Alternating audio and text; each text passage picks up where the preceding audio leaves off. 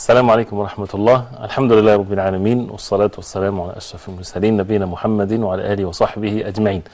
Welcome to another episode from Gems of the Heart, where we discuss the ways and the means to purify our hearts.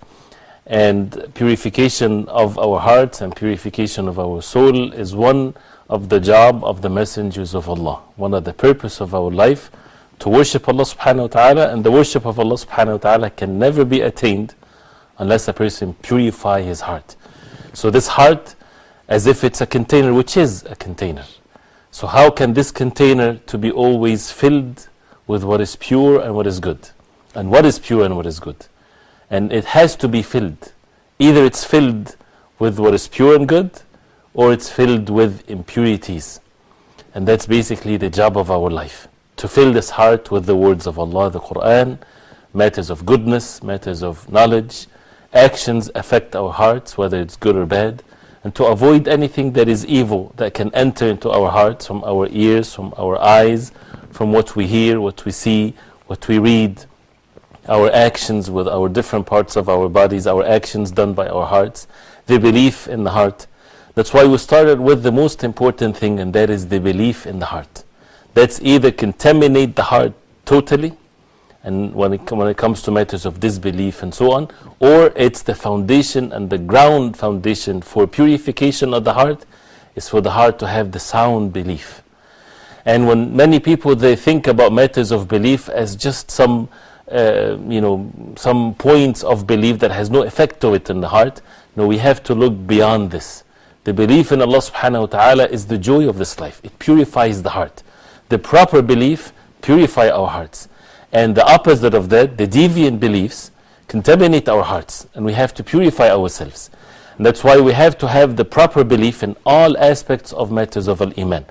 That's why the belief of the people of Ahlul Sunnah wal Jama'ah, following the Quran and the Sunnah of the Prophet ﷺ, is a must if we truly want to be among those who are pure and purify their hearts. It's not a matter of joy. Some people think that purifying your heart is when you feel good. Right? This is not something that is of the truth whatsoever, because many people, they feel good. They feel good of whatever they do. And it's not a sign whatsoever that a person has a pure heart. But rather to feel good based on what is good and pure. And that's why knowledge comes before actions. Once we know that the person is on the truth, then the good feeling that comes as a result of this is a true feeling of purification of the soul. And we've talked about the very important things in the belief in Allah subhanahu wa ta'ala, the belief in Allah with His means of rububiyyah, that He is the Rabb, He is the Lord of the Alameen, and that Allah subhanahu wa ta'ala is the only one worthy of worship, and the many aspects of this and how that purify our hearts. And we've been talking about the names and attributes of Allah. And if we keep on going with this, it's really a very joyful thing, and it's an important thing, and it's foundation for our religion, to get to know Allah subhanahu wa ta'ala, because this is the most important thing to purify our hearts, to know Allah subhanahu wa ta'ala. And the only way for us to know Allah subhanahu wa ta'ala through the authentic sunnah of the Prophet sallallahu alayhi wa sallam. We talked about many names and attributes of Allah subhanahu wa ta'ala, and in this we'll talk about two of the names of Allah subhanahu wa ta'ala, which is Al-Hayiy, Al-Sitteer.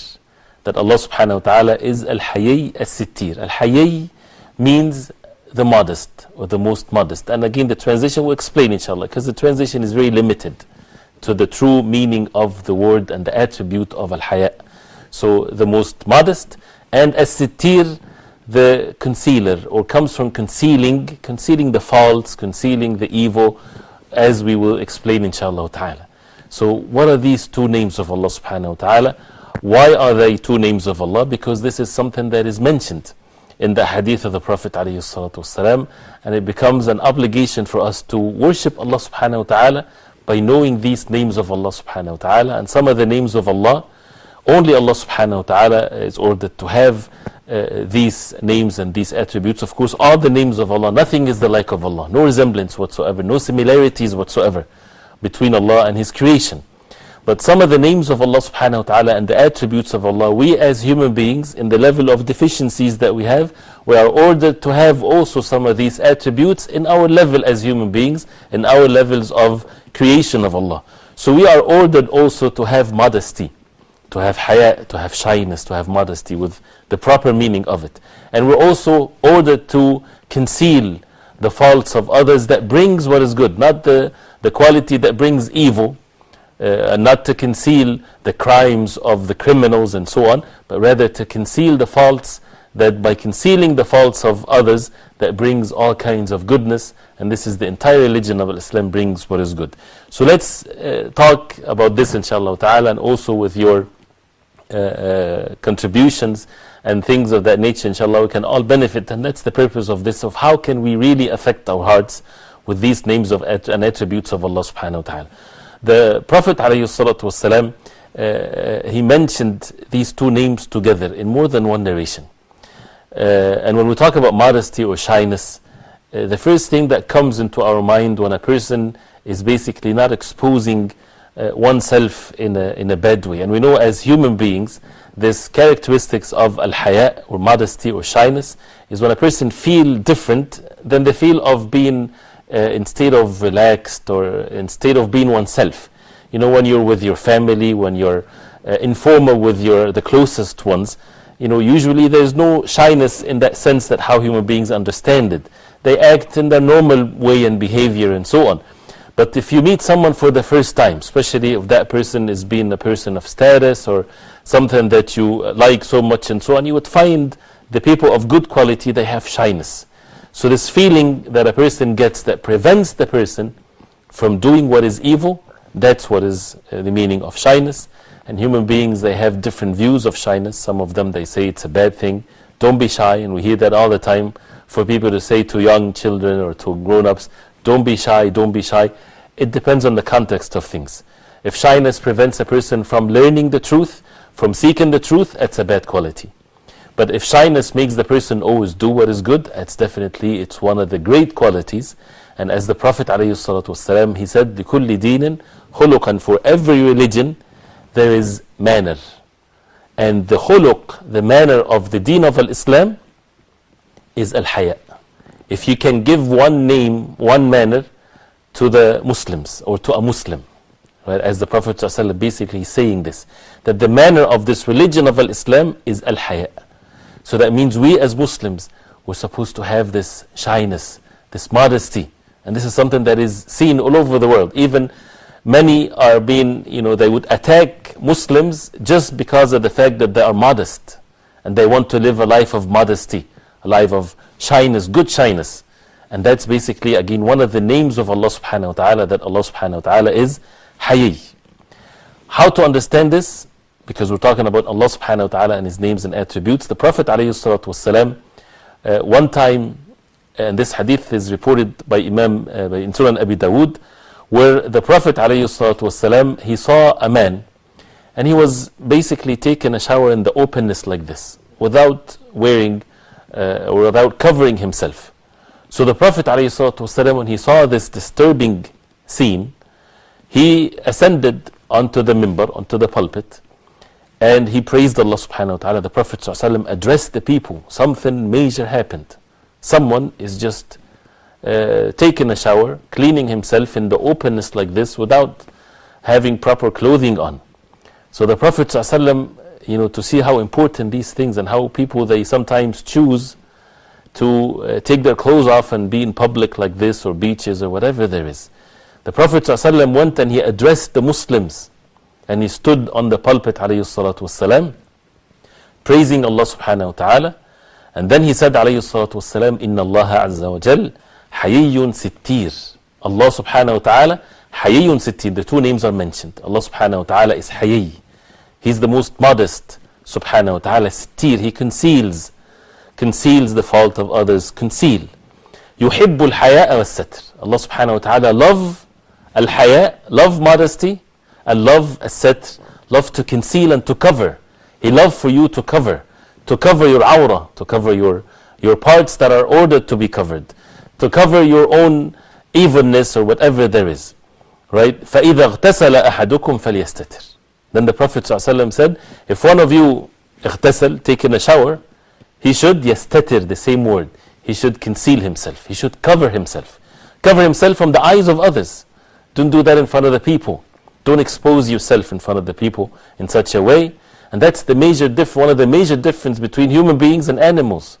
Allah subhanahu wa ta'ala adorned the human beings with a zina, with this adornment of garments. And this is mentioned in the Quran. We're not like animals, where animals, they just walk around like this, right? Human beings are different. Allah subhanahu wa ta'ala honored them. And part of the honor of the human being is for them to cover themselves. And when the fitrah, when the nature of the human being becomes distorted, this is what we see in the world that we live in today. When a person, the heart, and this is the effect of the purification of the heart. When humanity pollute themselves, and that's why sins changes the heart and makes the person has no shyness whatsoever and no need for concealment, because this is one of the ways of shaitan, as Allah subhanahu wa ta'ala mentioned in the Quran, that shaitan wants to take the clothing off of people, as Allah subhanahu wa ta'ala mentioned that in the Quran, that shaitan took this upon himself. So when people do this and fall into these types of sins, what happens? They lose this shyness, and their fitrah, their nature, become distorted. You would see the young children even, you would find them they have this shyness in them. They didn't learn anything yet, but they have this shyness in themselves. They don't like to expose themselves. But once they see their parents, the environment that they're in, that everybody is like this and they're being raised like that, then their nature becomes corrupted. Their hearts becomes polluted with this. So then human beings, they flip when it comes to the purity.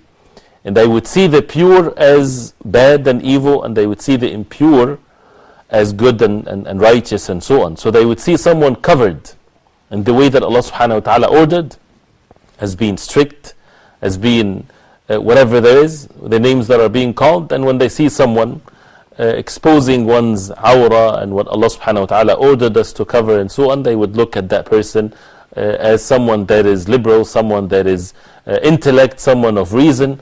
And where is the relationship between intellect and exposing oneself and taking the clothes off and so on? This is an amazing thing if people would just reflect upon this. Every time we talk about this name of Allah subhanahu wa ta'ala, Al-Hayiy, Sitteer, definitely we have to talk about ourselves, because this is an effect of how the person understands this name of Allah subhanahu wa ta'ala. So Allah subhanahu wa ta'ala has this name Al-Hayiy, Al-Sitteer, as the Prophet said. They're mentioned together because they go together.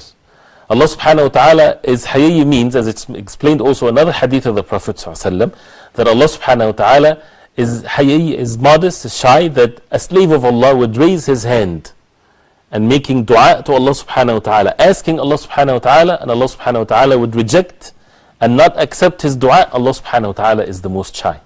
Meaning, if someone asks Allah subhanahu wa ta'ala sincerely, Allah subhanahu wa ta'ala is shy to reject the request of the slave of Allah. This is the mercy of Allah subhanahu wa ta'ala. He's the most merciful. But shyness or al-haya is not to be explained as mercy, because we have to believe in the names and attributes of Allah subhanahu wa ta'ala the way it came to us in the Quran and in the Sunnah of the Prophet alayhi salatu wasalam. We don't distort the meanings of it. We don't explain it with other attributes or other names, but rather we take it the way it is. And we understand it, we understand the meaning of it. And when it comes to similarities, nothing is the like of Allah subhanahu wa ta'ala. No similarities between Allah subhanahu wa ta'ala and His creation. Nothing is the like of Allah subhanahu wa ta'ala. But at the same time, we don't deny this name or don't deny this attribute. We don't distort the meanings of it. And we don't claim resemblance or similarity to the attributes or the human beings. And of course, great benefit to understand it, as we heard. So when a person turns to Allah subhanahu wa ta'ala and make dua and supplication and ask Allah subhanahu wa ta'ala, when you know this hadith from the Prophet sallallahu alaihi wasallam, that Allah subhanahu wa ta'ala won't return your hands sifra or zero, that means you will be given what you asked or given something. And this is something that is explained by the Prophet sallallahu alaihi wasallam, because not everything that we ask for from the materialistic things of this dunya, of this world, is good for us. Allah subhanahu wa ta'ala knows best. But know for sure, be assured that if you turn to Allah subhanahu wa ta'ala in supplication, that Allah will accept your dua. If we take the means for the dua to be accepted. And the acceptance, it's either that Allah subhanahu wa ta'ala will give you what you ask for, so you will be given no matter what. If you're sincere, if you take the means of acceptance of the dua, if you're not asking for something sinful or haram, if you purify the ways of earnings that you have, with applying all of what's mentioned in the Quran and the Sunnah of the Prophet ﷺ, if we take all of these means, Allah subhanahu wa ta'ala accept the dua of His slave. And the acceptance means either you'll be given what you asked for, or evil that is equal to what you asked for will be pushed away from you, that you don't know anything about, but as a result of the acceptance of the dua, this will happen. Or you will be rewarded in the hereafter, far more than what you asked for. And that is according to the outcome of it, right? If your child asks you for a piece of candy, for example, and he thinks that this is the entire world is this piece of candy, and you know that, no, I won't give you this piece of candy now because I'm going to give you a box of candy after a few hours. So not this one, but rather much more, right? Regardless of whether it's harmful or not, this is a different subject. But that child doesn't know this, does not have this understanding of what's the outcome of his action. He might be sad at this moment that you didn't give him the candy that he asked for, but if he would wait just for a few minutes or a few hours and so on, he would say, Alhamdulillah, thank you very much that you didn't give me that piece of candy that I asked for, because now I have more. Right? And that's why everything we all have to face, we all shall return to Allah subhanahu wa ta'ala. And if Allah subhanahu wa ta'ala accept the dua of the person, that person is the successful one. So therefore we should never ever be lazy when it comes to making dua. And that's the effect of knowing Allah subhanahu wa ta'ala with His names and attributes. And one of these benefits that we usually talk about it at the end, but this is one of the benefits of knowing Allah subhanahu wa ta'ala, being Hayiy and Sitteer, that He's the most modest subhanahu wa ta'ala, and He conceals the fault of others, so that we turn to Allah subhanahu wa ta'ala in dua and so on. So when we talk first about the name of Allah subhanahu wa ta'ala, Al-Hayiy, that means Allah subhanahu wa ta'ala have shyness and modesty, that He accepts the dua of His slave, that Allah subhanahu wa ta'ala, He is the most perfect, and He ordered us to do all what is good, and He forbade us from doing all that is evil. And that's why the evil, when it happens, this is against the meaning of this attribute from Allah subhanahu wa ta'ala. And when we see the human beings, if they lose this attribute of goodness, of shyness, then we don't even have to talk about how evil the human beings can degrade themselves. As the Prophet ﷺ, this is actually something that everybody can relate to. It's not something new that the Prophet ﷺ came so that people would say, you Muslims, you have this. No, this is something that all the Prophets of Allah, they invited the people to have this quality. As the Prophet ﷺ, he said, and this hadith is in Bukhari and others, إِنَّ مِمَّا أَدْرَكَ النَّاسُ مِنْ كَلَامِ النُّبُوَّةِ الْأُولَى إِذَا لَمْ تَسْتَحِي فَاصْنَعْ مَا شِئْتَ. That from the early speeches and statement of the early prophethood, the prophets, early prophets, before the Prophet ﷺ, one of the words that stayed the same from one prophet to the other, إِذَا لَمْ تَسْتَحِي فَاصْنَعْ مَا شِئْتَ. If you don't have shyness, do whatever you want, do whatever you will. When you hear the statement, does that mean we're approving, or the hadith approves people to do whatever is evil if they don't have shyness? No, this is more of a threat or a warning for those who have no shyness.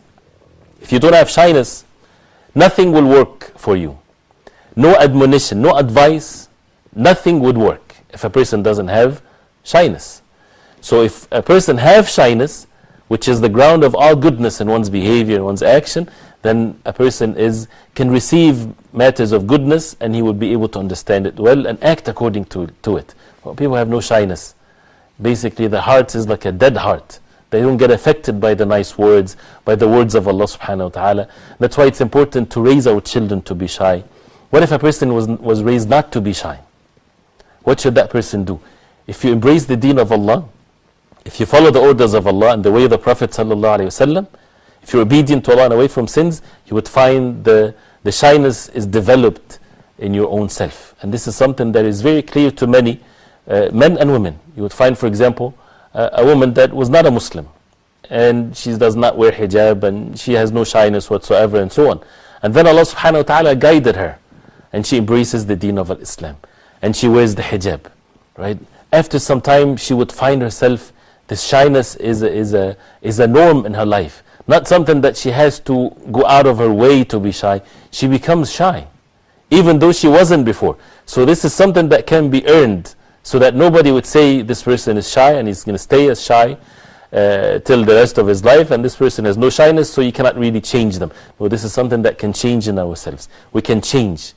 If we don't have shyness, we can be shy. If we're obedient to Allah subhanahu wa ta'ala, if we follow the limits and not to transgress the limits that Allah subhanahu wa ta'ala ordered us to observe. And when we talk about shyness and the relationship between men and women, if we follow the way the Prophet ﷺ will have the shyness, lowering the gaze, not having the free mixing between men and women, those who are not lawful for us. And this is just one aspect of shyness, because we are ordered to be shy from Allah subhanahu wa ta'ala. And that's the most important part, that Allah subhanahu wa ta'ala is watching us. And as the Prophet ﷺ said in the meaning of hadith, that you should be shy from Allah subhanahu wa ta'ala the way that you shy from an elder in your community. So when we talk about those who are shy, not those who have no shyness, if someone has shyness, which is in a good way, right, that person will be shy from an elder in his community. Right? Allah subhanahu wa ta'ala deserves from us to be more shy from Him subhanahu wa ta'ala. So when we're alone and Allah subhanahu wa ta'ala is watching us, if you know that you are with someone that you respect, someone that you love, someone that you is of high honor in your community or so, how would you act in front of that person? You would act with all kinds of modesty and goodness and so on. Right? Knowing that Allah subhanahu wa ta'ala is watching us, and nothing is the like of Allah subhanahu wa ta'ala, we have to develop this in ourselves, that we have this shyness from Allah. And the Prophet alayhi salatu wasalam, he explained to us how to be shy from Allah subhanahu wa ta'ala, when he said to the companions radiallahu anhum one time, استحيوا من الله حق الحياء. He said to them, have shyness from Allah subhanahu wa ta'ala, the right shyness, not to deceive yourself, not to say I have shyness from Allah, but in a true way. Be truthful in your shyness from Allah. So the companions of the Prophet ﷺ, they said to the Prophet ﷺ, we are shy from Allah subhanahu wa ta'ala in the right way. So the Prophet ﷺ, he said to them, not what you think, but rather to be shy from Allah subhanahu wa ta'ala in the right way is أن تحفظ الرأس وما وعى, that you protect your head and what's in it. You protect your head and what's in it. Your thoughts, your eyes, your seeing, your hearing, what you smell, what you say. This is a place where it's supposed to be the subject of shyness, to protect your head and what's in it from disobeying Allah subhanahu wa ta'ala. If you want to be a true modest and someone that is shy from Allah subhanahu wa ta'ala and to benefit from this name of Allah subhanahu wa ta'ala, protect your head and everything in your head, whether it's your thoughts, what you see, what you hear, what you say. Protect that. Make sure that you go an extra step or steps to protect what you see. Don't just leave yourself to gaze and to look at whatever you want. As Muslims, we have to control ourselves. Right? Looking is a form of betraying to others. If you spy on others in their home and you want to see what they're doing privately, nobody would like for that to happen to them. And the same thing, for example, if a wife or a mother or a sister of someone, he doesn't want you to look at his wife or his mother or his sister or so in a disrespectful way, in a way that a person with desires that are not permissible. Right? This is betraying. And the effect that a person gets, it's all forms of khiyana or betraying others. Right? So Allah subhanahu wa ta'ala wants us to protect the things that we see, to protect our eyes, to have shyness from Allah subhanahu wa ta'ala, to protect our ears from listening to disbelief, from listening to what is haram, musical instruments and backbiting and slandering and so on, and to protect our tongues from saying vulgar language, bad things, and this is not from the qualities of the believers. People together, they talk about women, or women talk about men in a way that is not polite and not with shyness and modesty. All of this is against being shy from Allah subhanahu wa ta'ala. We'll continue inshallah ta'ala with more and with your phone calls after the break, so stay with us inshallah. Alhamdulillah, wassalatu wassalamu ala rasulillah. Welcome back. As we're talking about two of the names of Allah subhanahu wa ta'ala, Al-Hayiy, Al-Sitteer, the most modest, the one that conceals all that is evil, as we'll describe inshallah ta'ala. But before we continue we're still talking about the name of Allah subhanahu wa ta'ala, Al-Hayiy, I remind you of the question of last week episode, where we were talking about the name of Allah subhanahu wa ta'ala, Al-Kabir, the most great subhanahu wa ta'ala, And we had a question for you to try to find, inshallah ta'ala, and that is how many verses in the Quran in which the name of Allah Al-Kabir is mentioned. And give an example. How many times this name of Allah subhanahu wa ta'ala is mentioned. You still have a chance till the end of the program, inshallah ta'ala, if you want to share with us your answer. And it's a good thing, mashallah, to reflect upon the Quran and to get to know things, inshallah ta'ala. And it's also on the Facebook page. You can add your answers there, inshallah ta'ala. We'll try to read them, inshallah ta'ala. Going back again to the name of Allah subhanahu wa ta'ala, Al-Hayiy, and the hadith of the Prophet ﷺ, it's very important, because when we believe in the name of Allah subhanahu wa ta'ala, we believe in it, and that's an obligation, of course.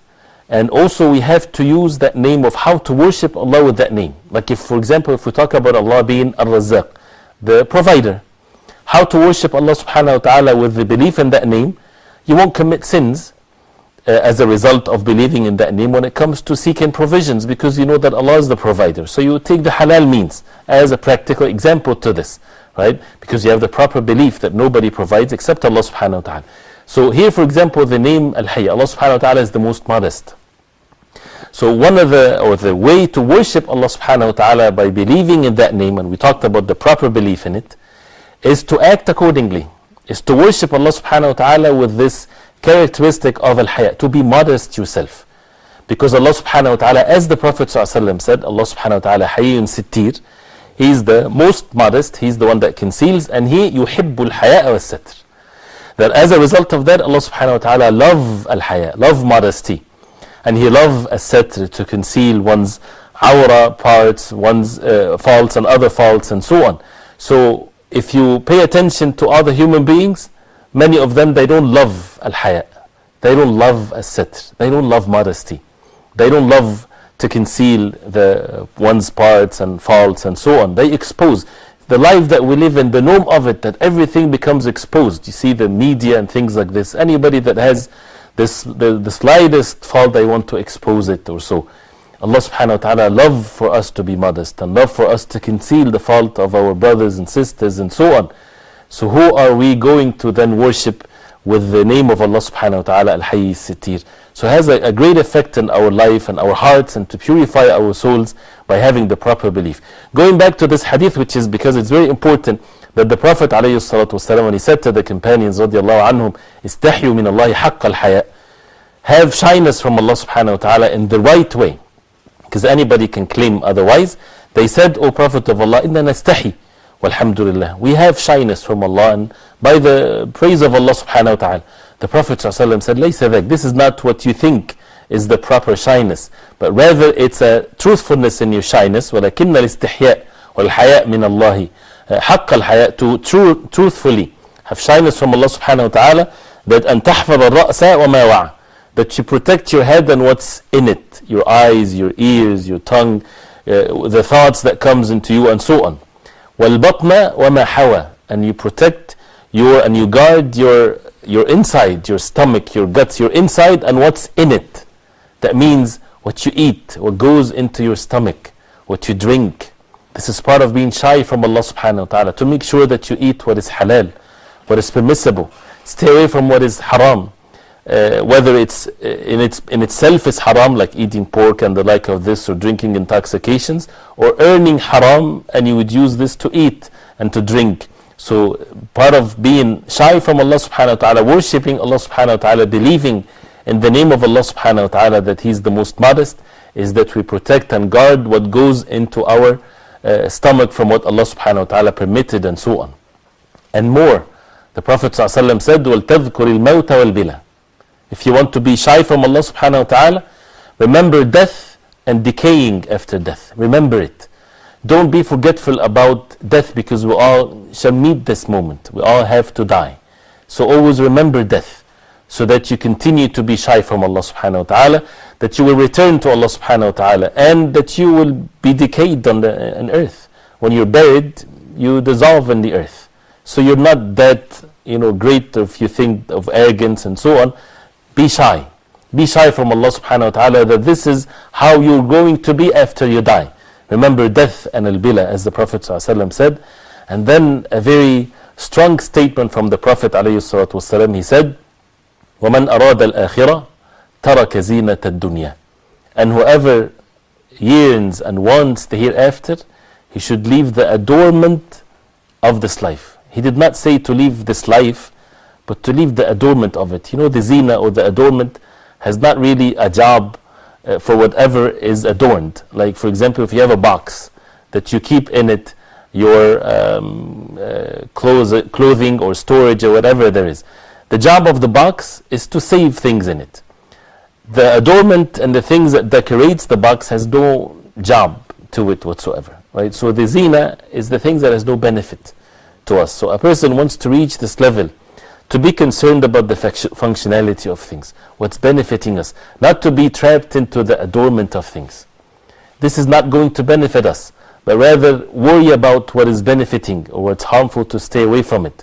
So whoever wants the hereafter, he should stay away from being attached to the adornment of this life, to be focused in this life. Don't make, yes, what is halal haram.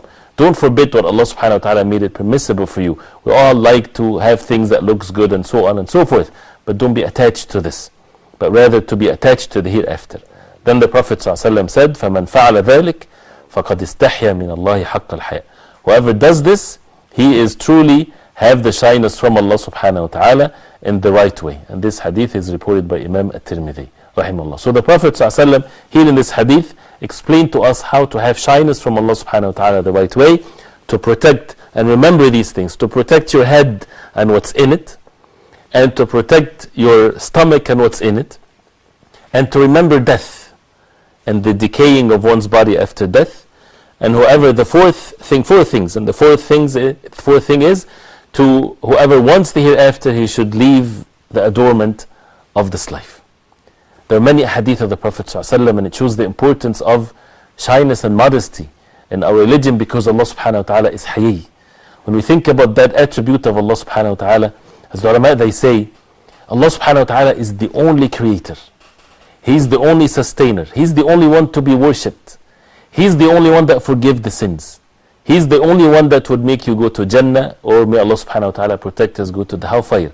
So He's Hayiy subhanahu wa ta'ala. He's the most modest subhanahu wa ta'ala, because you don't have anyone but Allah subhanahu wa ta'ala. No one you can turn to except Allah subhanahu wa ta'ala. That's why Allah subhanahu wa ta'ala is Hayiy, right? Because when you turn to Allah subhanahu wa ta'ala, there's no one else to turn to. And that's why it's mentioned with the dua. And this is a very significant point that many people don't pay attention to this.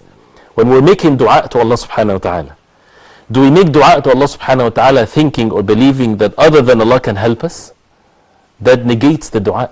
The dua is that you're turning to Allah subhanahu wa ta'ala alone. You know that the only one that would accept your dua is Allah subhanahu wa ta'ala, the creator of all things. Whether you're asking for Jannah, for the sins to be forgiven, to be cured from sickness, to be protected, to have provisions, whatever there is, He's the owner of all things subhanahu wa ta'ala. And therefore, when a person has this in his heart, and Allah subhanahu wa ta'ala knows best, He knows subhanahu wa ta'ala that nobody can protect you, nobody can grant you anything except by Allah subhanahu wa ta'ala. So therefore, Allah subhanahu wa ta'ala is Hayiy. He's shy that He would reject this call and this dua and this supplication from His slave, when the slave has this tawheed in him, has this oneness of worship of Allah subhanahu wa ta'ala. And that's why ad-du'a huwa al-ibadah, as the Prophet ﷺ said, ad-du'a is the ibadah. The ibadah, the worship of Allah, is the dua. The dua, whether it's praising Allah like salah and so on, or asking Allah subhanahu wa ta'ala. And when someone has Allah subhanahu wa ta'ala has the perfect names and attributes, and when someone asks from Allah subhanahu wa ta'ala, Allah subhanahu wa ta'ala is Hayiy. And as a result of that, again, as we heard, that as human beings we have to have this shyness that Allah subhanahu wa ta'ala created in the human beings, for them to be protected from all kinds of evilness in this life. So Allah subhanahu wa ta'ala mentioned that also in the Quran, and we talked about that before if you're following programs and so on. The only quality that was mentioned about the wife of Musa alayhi salam, or the wife to be, as the verses, we're not talking yet about the wife of Musa alayhi salam, when he went to Madian after fleeing from Fir'aun, as it's mentioned in Surah Al-Qasas.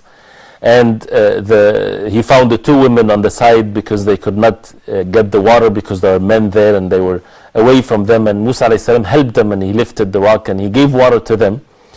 And then one of them came to Musa alayhi salam saying to him that her father is inviting him, because the reason why they were there alone and there were no men with them, because their father is old in age and he's the one that would take care of them and so on, but he cannot do it, so the daughters would have to go and get the water for them and so on.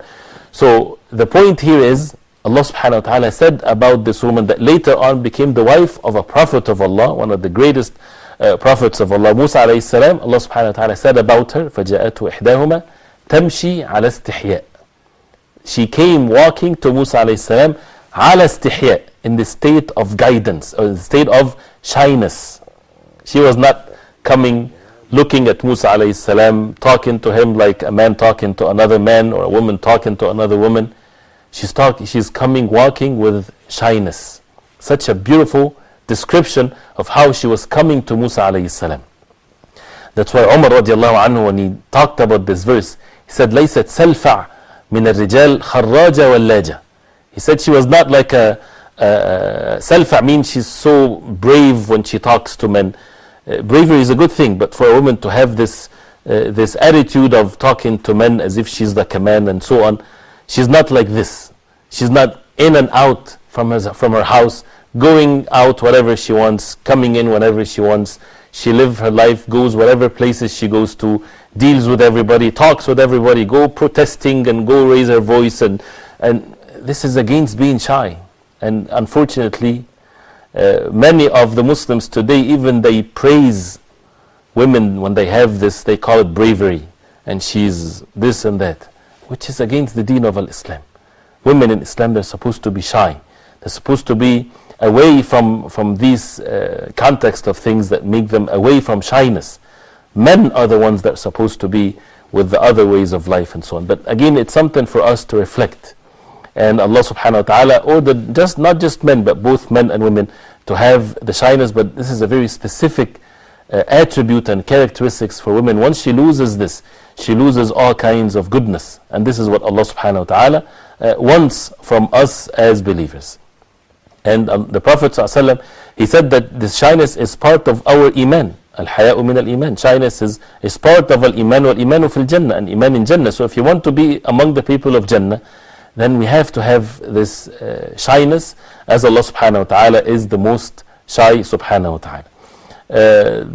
The Prophet alayhi salatu wasalam used to also be shy from the people, as it's mentioned in the hadith that he was more shy than a virgin in her private room in the house.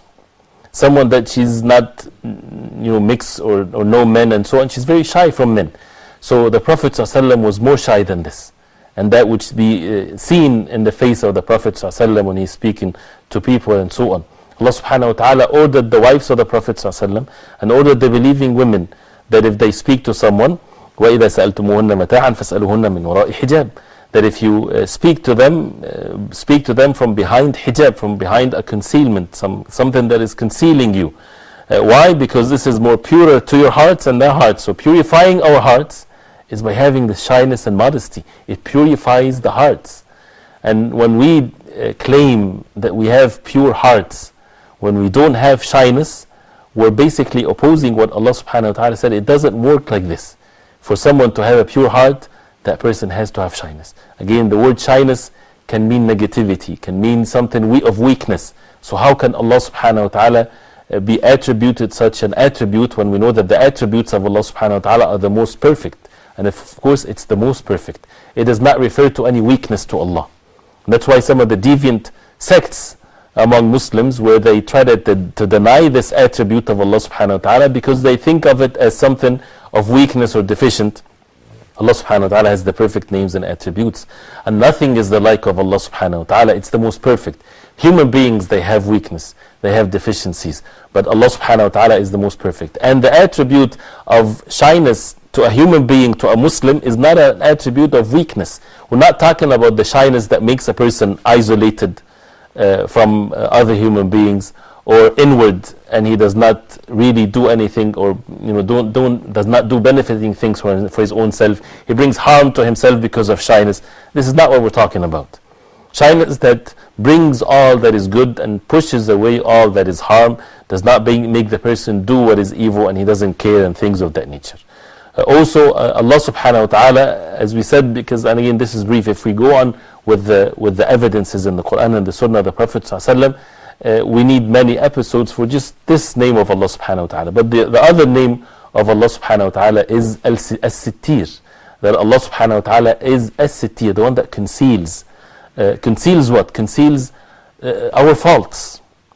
That how many of our faults are being concealed and not exposed? Only Allah subhanahu wa ta'ala knows about it. And if everything that a person does of a fault that is exposed, we won't be able to mix with one another. But Allah subhanahu wa ta'ala is a Sitteer. But we should not be deceived by this. Right? When a person do wrong, and that's why when a person do wrong, we should not do wrong in front of everybody, and we should not do wrong when we're alone still. But al-mujahara, or to expose oneself and to lose this shyness, and that's why they're related, the shyness with concealing one's fault, they are related together, because shyness will protect you from doing things openly. But the fear of Allah subhanahu wa ta'ala will protect you, and the shyness from Allah subhanahu wa ta'ala will protect you from doing things when you're alone. But when it comes to the sins that are done openly, it affects others in evil ways. So when a person falls into a mistake or a sinful act when he's alone, and all human beings will all fall into mistakes, Allah subhanahu wa ta'ala conceal these faults for us. And this is by the mercy of Allah. And the more we live, the more we would find this is true. But sometimes things get exposed, and that's why we should never be deceived by this attribute of Allah subhanahu wa ta'ala. We should be grateful to Allah subhanahu wa ta'ala, and that makes us repent to Allah subhanahu wa ta'ala. So Allah subhanahu wa ta'ala conceal the faults of others. He subhanahu wa ta'ala, He conceal our weaknesses, our things of that nature. And that's what the Prophet alayhi salatu wasalam, he said in the context that Allah subhanahu wa ta'ala is Sitteer yuhibbu satr. Allah subhanahu wa ta'ala is Sitteer, and he concealed the faults of others and so on, and therefore He loves as-satr. And that's why we're ordered to take permission before we enter the rooms and so on, as the verses of the Quran in Surah An-Nur mentioned this, and the Prophet ﷺ talked about that also alayhi salatu wasalam. There are great meanings, but before the time takes us and the end of the episode, I would like to remind you of the question of this episode, inshallah ta'ala, and that is with regards to the hadith that we just mentioned earlier. The Prophet ﷺ, he said, have haya for Allah subhanahu wa ta'ala as is he or his due. That means Allah subhanahu wa ta'ala do have the haya in the proper way. So the question is, how can we achieve that? How can we achieve the haya according to what Allah subhanahu wa ta'ala wants from us? So again, as you see the question here in the bottom of your screen, that the Prophet ﷺ said, have haya or shyness for Allah as is his due. So now, how can we achieve this attribute of al-haya in the true sense of it? There are four things the Prophet ﷺ mentioned in the hadith reported by Imam al-Tirmidhi.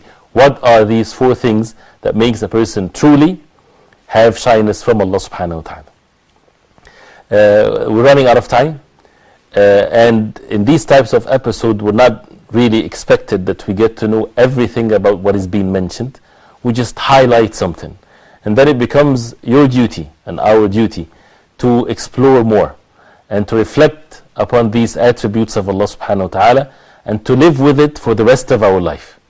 To know what Allah subhanahu wa ta'ala loves from us. Allah subhanahu wa ta'ala loves shyness and modesty. Don't be deceived by the human beings, but by the sinners, by the disbelievers, by those who have no knowledge. Feel bad for them. But rather we should have the love of what Allah subhanahu wa ta'ala loves for us to have. We should be shy to do what is evil, to disobey Allah subhanahu wa ta'ala. And we should conceal the faults of others. Don't expose one another. Some people, they love to expose the faults of their brothers and sisters, but rather conceal their faults. Advise them. If you know someone that is doing something wrong, and you get to know this, we don't spy on others. We don't seek and look for their faults. But if it happened that it reached us, then what should we do? As part of the concern that we have towards others, if you have means to advise in a nice way, without exposing, and remind others of Allah subhanahu wa ta'ala, this is how we have the proper belief in the names of Allah subhanahu wa ta'ala. Maybe we can talk about it inshallah ta'ala in more details, but because of the time, we ask Allah subhanahu wa ta'ala that He purify our hearts and make us among those who seek the pleasure of Allah subhanahu wa ta'ala. وصلى الله وسلم وبارك على محمد وعلى آله وصحبه وسلم والسلام عليكم ورحمة الله وبركاته.